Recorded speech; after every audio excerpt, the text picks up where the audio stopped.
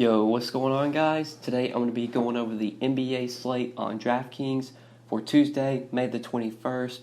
We got Milwaukee, Toronto in Game 4 of the Eastern Conference Finals. Almost said Western Conference Finals. Eastern Conference Finals, Game 4. Got another Showdown slate with a ton of big prizes out there. We're going to talk about the player pool, start off at the top and work our way down. I'll talk about all the options that I think are playable, the guys that I'm going to have in my pool. We won't really hit on the guys towards the bottom of the player pool because these dudes just don't get minutes. We'll talk about the guys that are actually playable. We'll look at different roster constructions, how to build out a lineup, maybe even build out a couple lineups. We'll look at some lineups where you have an expensive player as your captain, what that makes you do, what that forces you to do. We'll look at different roster builds. Maybe if there's a cheaper guy that we want to use as our captain, then we can look at different roster builds with that cheap guy as well. Just before we do get started, I would appreciate it if you would drop a like on the video. It does really mean a lot, and if you are new to the channel, make sure you click that subscribe button down below so that way you won't miss out on any of my new videos. So starting at the top of the player pool, Giannis, our most expensive option to no surprise. $11,800 is his salary today. If you want to play him in your utility, if you want to use Giannis as your captain, he's $17,700. So Giannis remains the top guy for me to pay up for over Kawhi Leonard. Giannis has just been incredibly consistent in this series. 60, 64, and 58 DraftKings points through 3 games. He's playing huge minutes, 37, 35, 45 minutes in that double overtime game, last game. Even when he has like bad shooting games, like we saw Game 3, he sort of had a bad shooting game, just 31% from the field, over 3 from 3. But he still put up 58 DK points because he grabbed 23 rebounds, had 7 assists, got 4 blocks as well. Even when Giannis doesn't score, maybe he can get you the peripherals, he can get the rebounds, he can get the assists. He's always a threat for a triple-double. So Giannis is going to remain the guy that I really want to pay up for. He's definitely going to be included in my core 3 plays that we're going to talk about.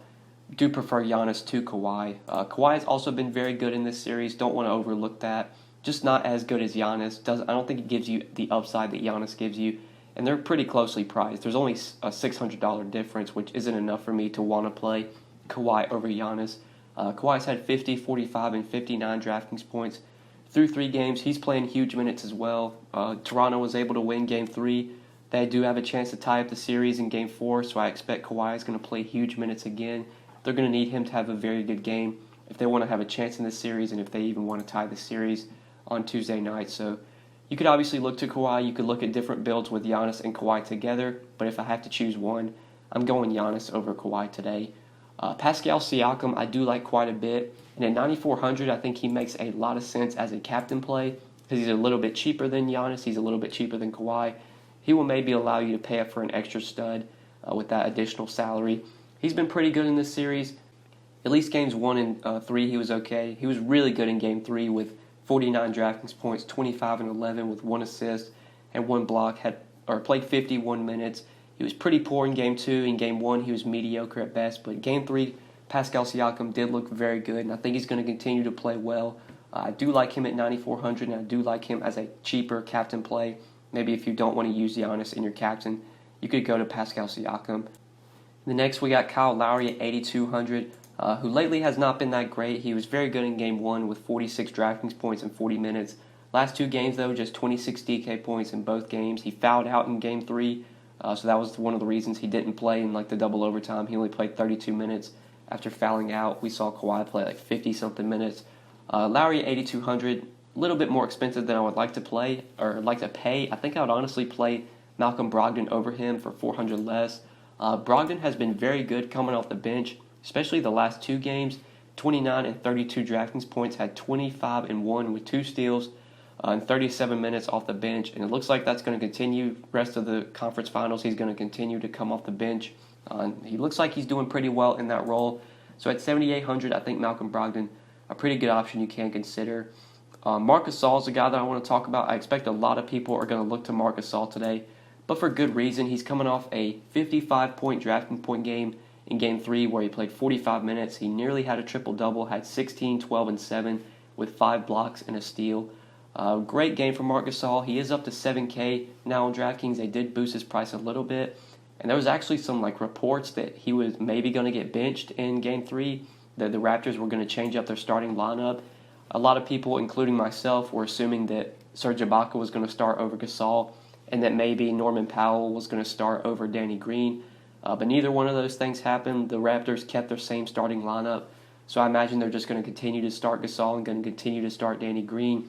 So at 7K, I do like Marc Gasol quite a bit, and I am going to include him in my core of 3 plays. I think Gasol makes a lot of sense at 7K. Eric Bledsoe at 6,600, I don't have a lot of interest in. He's just not getting the minutes that I would like. He's not producing like I would like him to. We saw George Hill take a lot of minutes away from Eric Bledsoe in Game 3, and it seems like that's going to continue to happen. George Hill's been great in this series, been getting a lot of good run. So at 6,600, Bledsoe's kind of a guy that I will avoid. Brook Lopez at 6K, I don't mind here. I would definitely play him over Bledsoe for 600 less. He's had 2 pretty good games in this series. Game 2, he was not that great with just 17 DK points in 27 minutes. But in Game 1, he was spectacular with 57 DK points in 35 minutes. In Game 3, last game, 30 DK points in 40 minutes. Brook Lopez is going to continue to see these huge amount of minutes. And at 6K, he is in play for me if you do want to go to him. Like I said, George Hill, 5,400, I like quite a bit. He saw 37 minutes last game, 42 DraftKings points. He was great. And since he is coming off a pretty big game, I expect he's going to get a lot of ownership. But for good reason. It seems like George Hill has kind of just surpassed Eric Bledsoe here. I know Bledsoe is going to continue to be the starter, but Hill's going to get a lot of good run coming off the bench. The only issue is that DraftKings really jumped his price up there to 5,400. Like last slate, he was only 3,800. Now at 5,400, it's a bit of a tougher decision, but it's a showdown slate. There's only one game. We don't have a lot of options. George Hill does make a lot of sense for me at 5,400. Danny Green at 5K, I'll be avoiding. Just the upside's not there for me. Nikola Mirotic is going to continue to start, so at 4,600, he's in play at least as a guy you could use, but he will definitely be more of a secondary play for me. Norman Powell, I think, is the best value play on the slate. 3,400, I expect he's going to be very popular, but I still do like him a ton.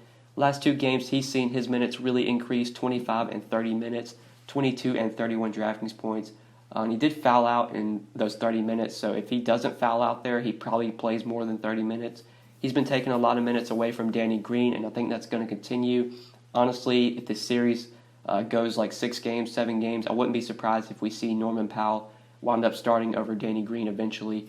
Powell's just playing a lot better than Danny Green is. He's just a more productive player.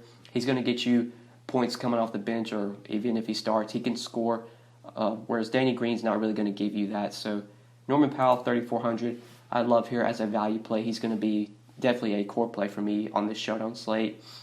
These are sort of my 3 core plays, the guys I expect to be playing a lot of today. Now we'll talk about some different roster builds. We'll look at different roster constructions, maybe even build out a couple lineups. So let's look at a lineup that we can build with Giannis as our captain. If we plug in Giannis, plug in Gasol, and then plug in Norman Powell at 3,400, that leaves us 7,300 remaining per player, which you can definitely work around. If you want to go with 2 cheap guys like George Hill and Nikola Mirotic, that'll probably allow you to get up to Kawhi Leonard. So let's go ahead and plug in Kawhi. We'll plug in George Hill at 5,400. That leaves you enough to get to Nikola Mirotic. I would definitely play Mirotic over Danny Green. Even though Danny Green's more expensive, I think Mirotic is the better play. So that's a lineup that you could build if you want to try and really jam in the studs, if you want to get Giannis and Kawhi in there together. Now, if we don't want to play Kawhi, maybe go to Kyle Lowry at 9,400. Then we could still get a guy like George Hill in there, but that would leave us enough to either get up to Bledsoe or to get up to Brook Lopez. If you don't want to go to Hill and you want to go all the way down to Nikola Mirotic, that would leave you enough to either get up to Brogdon or Middleton.